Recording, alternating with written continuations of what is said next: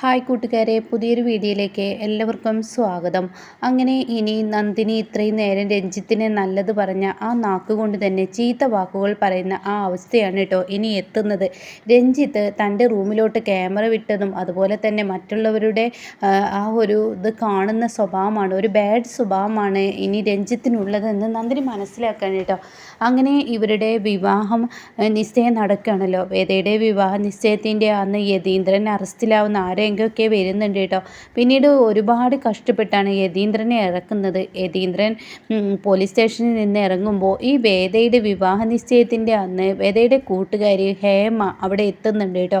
അവളെ ഈ രഞ്ജിത്ത് കൊല്ലുന്നുണ്ട്, കൊല്ലാക്കൊല ചെയ്യുന്നുണ്ട്. അത് തൻ്റെ ആവശ്യം നിറവേറാൻ വേണ്ടി, അതായത് വേദയുടെ കൂട്ടുകാരി ഡ്രസ്സ് മാറുന്ന ആ ഒരു ഏരിയയിലോട്ട് ഇങ്ങനെ തൻ്റെ ടോയ് കാർ വെച്ചുള്ള പരിപാടിയൊക്കെ ഞാൻ മുമ്പ് പറഞ്ഞിരുന്നല്ലോ. അത് കേൾക്കാത്തവരുണ്ടെങ്കിൽ എടുത്ത് കേട്ട് നോക്കിയാൽ മതി കേട്ടോ.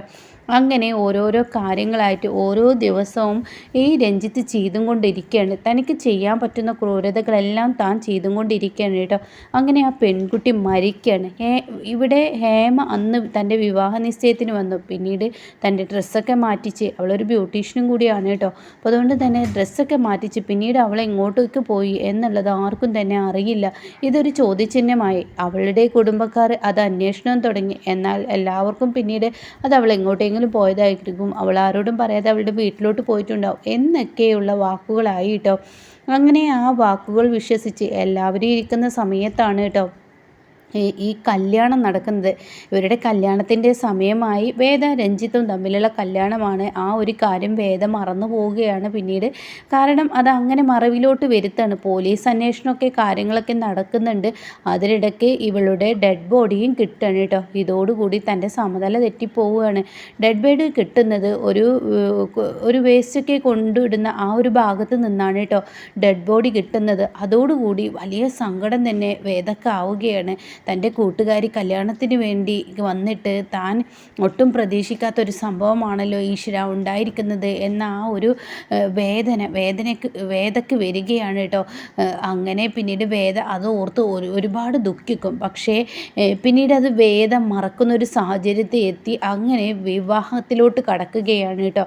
അങ്ങനെ വേദയുടെ വിവാഹ നിശ്ചയമാണ്. പക്ഷേ വിവാഹ നിശ്ചയം കഴിഞ്ഞു, വിവാഹം താലികെട്ട് നടക്കുന്ന ആ ഒരു സമയമാണ്. അപ്പോഴേക്ക് യതീന്ദ്രനെയൊക്കെ പുറത്തിറക്കിയിട്ടുണ്ടാവും. പക്ഷേ ഇതിൻ്റെ സത്യാവസ്ഥ പുറത്തു കൊണ്ടുവരാൻ നന്ദിനി ഒരുപാട് ശ്രമിക്കുകയാണ്. ഈ പറയുന്ന വേദയുടെ കൂട്ടുകാരിയെ കൊന്നത് ഈ പറയുന്ന രഞ്ജിത്താണെന്നുള്ളത് നന്ദിനിക്കുള്ളിൽ തെളിവ് കിട്ടാൻ കേട്ടോ. അങ്ങനെ നന്ദിനിയാണെങ്കിലോ ഇനി എന്താ ചെയ്യുക, സൂര്യ സാർ ഈ വിവാഹം മുടക്കണം. പത്മ മേഡം ആണെങ്കിലോ എന്നോട് വൈരാഗ്യമുള്ളത് കൊണ്ട് തന്നെ മേഡത്തിന് ഈ പറയുന്ന വേദയെ കല്യാണം കഴിച്ച് കൊടുക്കുന്ന ഒരു ക്രിമിനലാണെന്നുള്ള സത്യം മനസ്സിലാക്കാതെ പോകുന്നു.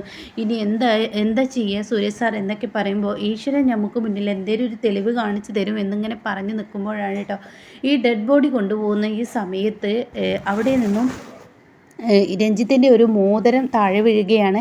അത് നന്ദിനിയുടെ കയ്യിൽ കിട്ടുകയാണ്. അത് വെച്ച് നന്ദിനി ഒത്തിരി ദിവസം ഈ പറയുന്ന രഞ്ജിത്തിനെ ഇട്ട് കളിപ്പിക്കും. പിന്നീട് ഇവൾ മരിച്ച, അതായത് ഈ ആൾ മരിച്ച, ഈ വേദയുടെ കൂട്ടുകാരി ഹേമ മരിച്ച ആ ഭാഗത്ത് ഹേമ തന്നെ എഴുതി വെച്ചിട്ടുണ്ടാവും. ആ മരണവെപ്രാളത്തിൽ നിന്നെ കല്യാണം കഴിക്കാൻ പോകുന്നവനാണ് എന്നെ കൊന്നിരിക്കുന്നത് എന്നുള്ളത് തൻ്റെ വിരൽ കൊണ്ട് അവിടെ എഴുതുകയാണ് കേട്ടോ. ആ ഒരു മരണവേദനയിൽ ആ ടെറസിൻ്റെ ഭിത്തിയിൽ നഖം കൊണ്ട് എഴുതി വെക്കുകയാണ് കേട്ടോ. ഇത് നന്ദിനി കാണുകയാണ്. അത് വീഡിയോ ആക്കി എടുക്കുകയും തൻ്റെ മൊബൈൽ പകർത്തുകയും പിന്നീട് CCTV ദൃശ്യങ്ങളിലൂടെ ഈ പറയുന്ന ഹേമയെ കൊന്നത് രഞ്ജിത്താണെന്ന് തെളിയിക്കുകയും ചെയ്യുന്നുണ്ട് കേട്ടോ. അങ്ങനെ ഇവരുടെ താലികെട്ട് സമയമാണ്. എന്തൊക്കെ സൂര്യ വന്ന് പറഞ്ഞാലും ഈ പറയുന്ന പത്മ ഉൾക്കൊള്ളില്ല. ഇല്ല, എൻ്റെ ആങ്ങളയുടെ മകൻ നല്ലവനാണ് എന്ന് തന്നെ ആവർത്തിച്ചും കൊണ്ടിരിക്കും. എത്രയൊക്കെ പറഞ്ഞാലും ഉൾക്കൊള്ളില്ല കേട്ടോ. ലാസ്റ്റ് സൂര്യ പറയുകയാണ്, ഇപ്പോൾ പോലീസ് ഇവനെ അറസ്റ്റ് ചെയ്യുക, ഇവിടെ വരുമെന്ന് പറയുകയാണ്. ആ സമയം എല്ലാവരും ആകെ ഞെട്ടി നിൽക്കുകയാണ്. പറയുന്നത് പോലെ തന്നെ പോലീസ് അവിടെ എത്തുകയാണ്. പോലീസ് എത്തുമ്പോൾ എൻ്റെ മകൻ്റെ വാക്കുകൾ കേട്ട് ഈ വിവാഹം മുടക്കാൻ നോക്കണ്ട സാർ, എൻ്റെ ആങ്ങളയുടെ മകൻ നല്ലവനാണ് എന്നൊക്കെ ഇവിടെ പത്മ പറഞ്ഞു നോക്കും. അതുപോലെ തന്നെ പത്മയുടെ ആങ്ങളെയും വന്ദനയും ഹരിതയൊക്കെ പറഞ്ഞു നോക്കുകയാണ് കേട്ടോ. അപ്പോൾ ഈ സമയം പോലീസ് എന്താ നിങ്ങളുടെ കളിക്ക് നിൽക്കുന്നവനാണെന്നാണ് വിചാരിച്ചത്. ഇവിടെ കള്ളനും പോലീസും അല്ല കളിക്കുന്നത്, യഥാർത്ഥ പോലീസാണ് ഞാനൊരു പെൺകുട്ടിയുടെ അച്ഛൻ്റെയും അമ്മയുടെയും വേദന നിങ്ങൾ മനസ്സിലാക്കണം. ഈ നിൽക്കുന്ന രഞ്ജിത്തെ നിങ്ങളുടെ മകളിൽ നിന്ന് ഞാൻ രക്ഷിച്ചെടുക്കുകയാണ് ചെയ്യുന്നത്. ഈ നിൽക്കുന്ന രഞ്ജിത്ത് ഒരു ക്രിമിനലാണ്, നിങ്ങളുടെ മകളുടെ കൂട്ടുകാരിയാണ് ഇവനായി വീട്ടിൽ വെച്ച് കൊന്നിരിക്കുന്നത്. അതിൻ്റെ തെളിവാണ് ഇവിടെ കാണിക്കുന്നത് എന്ന് പറഞ്ഞിട്ട് നന്ദിനിയെ വിളിപ്പിക്കുകയാണ് കേട്ടോ. അപ്പോൾ ഹരിതക്ക് ദേഷ്യം പിടിക്കണം.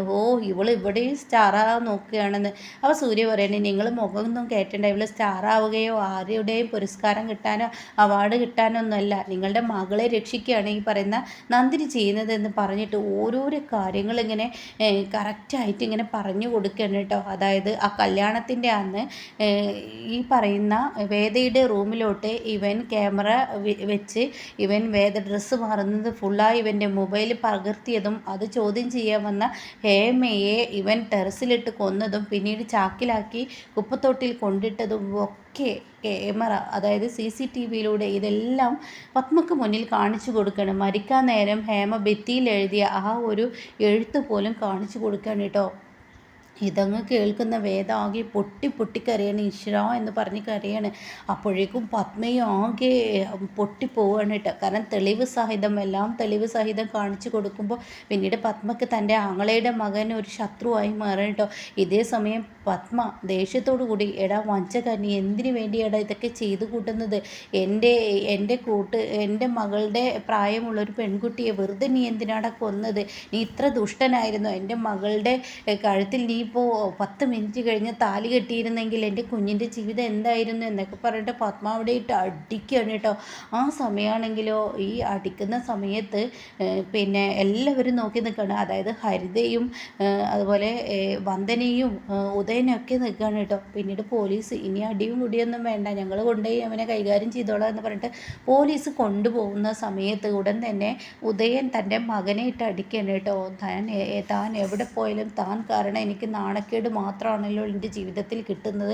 എവിടെയെങ്കിലുമൊക്കെ ഒന്ന് വന്ന് രക്ഷപ്പെടാമെന്ന് കരുതി അതിന് നീ സമ്മതിക്കില്ലല്ലോ. നിൻ്റെ സ്വഭാവം നീ എടുക്കുകയാണല്ലോ. നീ എന്താ ഇങ്ങനെ സൈക്കോ ആയിപ്പോയത് എന്നൊക്കെ പറഞ്ഞിട്ട് ഉദയൻ ഒരുപാട് ഈ പറയുന്ന രഞ്ജിത്തിനെ ഇട്ട് അടിക്കുന്നുണ്ട് കേട്ടോ.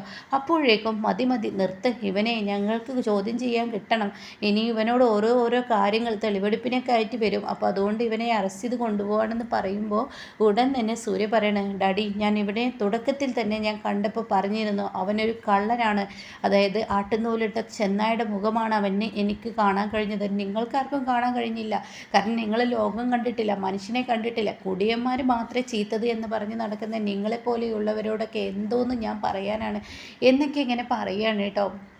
അപ്പോൾ ആ സമയം പത്മക്കൊന്നും മിണ്ടാനില്ല. പത്മയും ഹരിതയും പൊട്ടി കരയാണ് കേട്ടോ. അങ്ങനെ വന്ദനയും കരഞ്ഞും കൊണ്ടിരിക്കുകയാണ്. ഇതേ സമയം ഇവനാണെങ്കിലോ പോലീസ് അറസ്റ്റ് ചെയ്യുകയാണെന്ന് കാണുന്നതിനോടുകൂടി രഞ്ജിത്ത് പെട്ടെന്നങ്ങ് അവിടെ നിന്ന് ഈ പോലീസിൻ്റെ കയ്യിലുള്ള തോക്ക് അതുകൊണ്ട് തട്ടി വാങ്ങിയതിന് ശേഷം വേദയുടെ നെറ്റിയിലോട്ട് അങ്ങ് വെച്ച് കൊടുക്കണം കേട്ടോ. ഇതേ സമയം എന്താണ് അവർക്ക് ചെയ്യേണ്ടതെന്നറിയില്ല. വേദയെ കൊല്ലാൻ രഞ്ജിത്ത് ഒരുങ്ങുകയാണ്. ഇതേസമയം താൻ എന്ത് ചെയ്യുമെന്നറിയാതെ ആകെ ടെൻഷനാവുകയാണ് ഇവരെല്ലാവരും. എന്നാൽ നന്ദിനിയാണെങ്കിലോ പിറകിലൂടെ ചെന്ന് കേട്ടോ എന്നും പറഞ്ഞ് അവിടെ ഇരിക്കുന്ന അതായത് പൂക്കളിരിക്കുന്ന ആ തട്ടുണ്ടല്ലോ, മംഗളപ്പൂക്കളിടാനുള്ള ആ തട്ട് എടുത്തിട്ട് ഇവൻ്റെ മുഖത്തോട്ട് അങ്ങ് എറിയുന്നതിനോടുകൂടി നന്ദിനിയെ ഇവനങ്ങ് ഷൂട്ട് ചെയ്യാൻ കേട്ടോ. അതോടുകൂടി ഗണ്ണ് തെറിക്കുകയും പിന്നീട് നന്ദിനിയെ വെടിവെക്കുന്നതോടുകൂടി നന്ദിനി അവിടെ ബോധം കെട്ട് വീഴുകയും വേദയുടെ ജീവൻ രക്ഷിച്ച് കൊണ്ടുവരികയും ചെയ്യാണ്. അങ്ങനെ എല്ലാവരും നന്ദിനി അങ്ങ് വീഴുന്നതിനോടുകൂടി പത്മക്കും ഇന്ദ്രജിക്കും ഒക്കെ ആകെ അയ്യത്തടി ആവുകയാണ്. കാരണം തൻ്റെ മകളെ ഇവനിപ്പോൾ ഒരു സൈക്കോ ആണെന്നുള്ള സത്യം മനസ്സിലാക്കിയപ്പോൾ തൻ്റെ മകളെ കൊല്ലാൻ ശ്രമിക്കുകയല്ലേ ഇപ്പോൾ രഞ്ജിത്ത് ചെയ്തത്. ആ സമയം തന്നെ രക്ഷിക്കാൻ നോക്കിയത് ഈ പറയുന്ന നന്ദിനിയാണെന്ന് മനസ്സിലാക്കുന്നതിനോടുകൂടി ഉടൻ തന്നെ എല്ലാവർക്കും ആകെ എന്താണ് അവിടെ പറയേണ്ടതെന്ന് അറിയില്ല. എല്ലാവരുടെയും മനസ്സിലൊരു വിഷമം തോന്നണം. അങ്ങനെ നന്ദിനിയെ എല്ലാവരും വാരിയെടുത്ത് താഴോട്ട് കൊണ്ടുപോവാണ്. അങ്ങനെ ആംബുലൻസിൽ അങ്ങ് കൊണ്ടുപോകുന്ന സമയത്ത് ഇവർ തിരിച്ചു വന്ന് നോക്കുമ്പോൾ വേദയും കാണില്ല, ഹരിതയും കാണില്ല കേട്ടോ. അങ്ങനെ ഇവരാകെ ടെൻഷനാവാണ്. എൻ്റെ മോൾ എവിടോട്ടാണ് പോയതെന്ന് അറിയില്ല. അതുപോലെ തന്നെ ഹരിതയെക്കുറിച്ച് ആരും അന്വേഷണം നടത്തുന്നില്ല.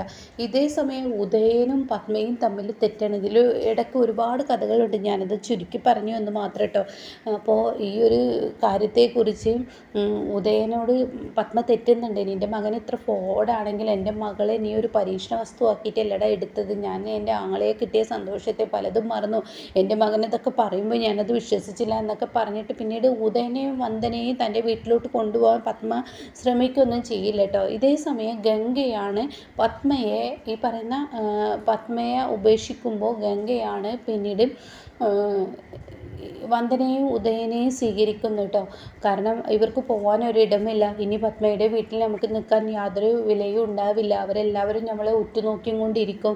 നമുക്ക് അവർക്ക് മുന്നിൽ ഉത്തരം പറയാനും പറ്റത്തില്ല. ഹരിത എങ്ങോട്ടേക്ക് പോയി എന്നൊക്കെ ഇങ്ങനെ പറഞ്ഞ് നിൽക്കുകയാണ് കേട്ടോ. ഹരിത അവിടെ എവിടെയും കാണില്ല. അപ്പോൾ ഗംഗ പറയണേ, എനിക്കൊരു വീടുണ്ട്, നിങ്ങളിപ്പോൾ തൽക്കാലം അവിടെ നിൽക്കുക, നിങ്ങളുടെ മകനെ ഞാൻ ഇറക്കിത്തരാം പോലീസ് സ്റ്റേഷനിൽ നിന്ന്. ഇതൊക്കെ ആ നന്ദിനി സൂര്യയുടെയും പണിയാണ്, നിങ്ങളുടെ മകനൊരു തെറ്റും ചെയ്തില്ല എന്നൊക്കെ പറഞ്ഞ് ഉദയനെ അങ്ങ് തെറ്റിദ്ധരിപ്പിക്കുകയാണ്. അതോടുകൂടി ഉദയൻ വീഴുകയാണ്. പിന്നീട് താൻ വീട്ടിലെത്തിയതിന് ശേഷം ഹരിതക്ക് ഒത്തിരി തവണ വിളിച്ചിട്ടും ഹരിതയുടെ ഫോൺ എടുക്കുന്നത് കാണാനില്ല കേട്ടോ. ഹരിത എന്തായി, എങ്ങോട്ടേക്ക് പോയി എന്ന് ആർക്കും തന്നെ അറിയില്ല. ഇതേ സമയം 1-2 ദിവസമൊക്കെ ഉദയൻ കാത്തിരിക്കും. തൻ്റെ മകൾ എന്തുണ്ടായെന്ന് അറിയാത്തത് കൊണ്ട് തന്നെ ടെൻഷനാവുകയാണ്. പിന്നീട് പോലീസ് സ്റ്റേഷനിൽ കേസുമായി ഗംഗയും കൂട്ടി ഉദയനും വന്ദനയും പോകുന്നുണ്ട്. തൻ്റെ മകളെ കാണാത്ത ടെൻഷൻ ഉദയനും വന്ദനയ്ക്കും വരികയാണ്. മകനാണെങ്കിൽ ഒരു കൊലപാതക കേസിൽ ഉള്ളിലായിരിക്കുകയാണ്. അങ്ങനെ 2 മക്കളെയും നഷ്ടപ്പെട്ട ആ ഒരു മാനസികാവസ്ഥ. എന്നാൽ ഈ സമയം വിവാഹ പന്തലിൽ വെച്ച് തൻ്റെ മകളെ കാണാതായ പത്മയുടെ ആ ഒരു മാനസികാവസ്ഥ, ഇപ്പുറത്ത് നന്ദിനിയാണെങ്കിൽ വെടിയേറ്റ് വീഴുന്ന ആ ഒരു അവസ്ഥയുണ്ടല്ലോ. അപ്പോൾ പത്മ ആകെ ഭ്രാന്ത് പിടിച്ചതുപോലെ ആവാണ് കേട്ടോ. വേദ എങ്ങോട്ടാണ് പോയതെന്ന് അറിയില്ല, ഹരിത എങ്ങോട്ടാണ് പോയതെന്ന് പത്മക്ക് അറിയില്ല. അങ്ങനെ പിന്നീട് 2-3 ദിവസത്തിന് ശേഷം പിന്നീട് ഒരു ന്യൂസ് കിട്ടുന്നു. ഒരു ഡെഡ് ബോഡി കിട്ടിയിട്ടുണ്ടെന്ന് പറയാണ്. അത് പോയി നോക്കുന്നത് നന്ദിനിയും സൂര്യയും കൂടി ആയിരിക്കും. അവിടെ ചെല്ലുമ്പോൾ അവർ പറയുന്നു അത് ഹരിതയാണെന്ന്. അങ്ങനെ ഗംഗയും ഉദയനും എത്തുകയാണ്. പിന്നീട് അത് തൻ്റെ മകളാണെന്ന് ഈ പറയുന്ന വന്ദനയും ഉദയനും അത് അംഗീകരിക്കുകയാണ് കേട്ടോ. അങ്ങനെ ഇനി ഹരിത മരിക്കുന്നുണ്ട്. എങ്ങനെ മരിച്ചു, എന്ത് മരിച്ചു എന്നതിനെക്കുറിച്ചൊക്കെ അടുത്ത കഥയിൽ പറയാം കേട്ടോ. അപ്പോൾ ഇനിയിപ്പോൾ പത്മ കണ്ണീര് കുടിക്കുന്ന നാളുകളാണ്. തൻ്റെ മകളാണെങ്കിൽ വേദ എവിടെ പോയി എന്നറിയാതെ പത്മക്ക് ഭ്രാന്ത് പിടിക്കുന്ന ഒരവസ്ഥയിലോട്ട് എത്തുന്ന ആ ഒരു സീനൊക്കെയാണ് കേട്ടോ ഇനി നമുക്ക് മുന്നിൽ വരാനിരിക്കുന്നത്.